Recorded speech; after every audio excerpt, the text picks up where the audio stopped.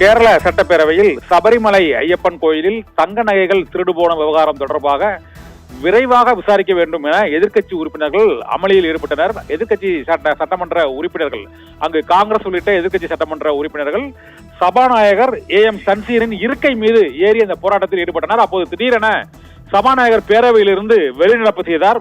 சட்டப்பேரவையில் சபாநாயகரே வெளிநடப்பு செய்ததால் அங்கு சிறிது நேரம் பரபரப்பு அமளி ஏற்பட்டது. 2019ஆம் ஆண்டு சபரிமலை கோயில் வளாகத்தில் உள்ள தங்கம் முலாம் பூசப்பட்ட அந்த தகடுகளை அவர்கள் சீரமைக்க எடுத்து சென்ற போது 42.8 கிலோ எடையுடைய அந்த தங்கம் முலாம் தகடுகள் 38.2 கிலோ குறைந்தது. சுமார் 4.5 கிலோ தங்கம் காணாமல் போன விவகாரம் தொடர்பாக அமலாக்கத்துறை உள்ளிட்ட பல்வேறு விசாரணை அமைப்புகள் விசாரணை நடத்தி வருகின்றன. இந்த விசாரணையில் விரைவாக நடவடிக்கை எடுக்க வேண்டும், மாநில அரசு சுணக்கம் காட்டக்கூடாது என்று எதிர்க்கட்சி உறுப்பினர்கள் கோஷமிட்டதுடன் அவையில் இந்த பிரச்சனை தொடர்பாக விவாதிக்க வேண்டும் என அவர்கள் வலியுறுத்தினார். ஆனால் அதற்கு சபாநாயகர் அனுமதி அளிக்கவில்லை.